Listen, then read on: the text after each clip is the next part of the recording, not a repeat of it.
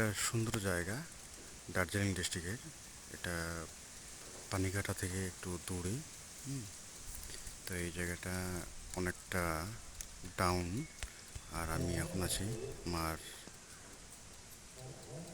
Motor সাইকেলটার পাশে। আর এইদিকে down নিচে চলে গেছে। নিচে চলে গিয়ে এটা পানিঘাটার একটা ছোট গ্রাম, সেই গ্রামটা চলে গেছে।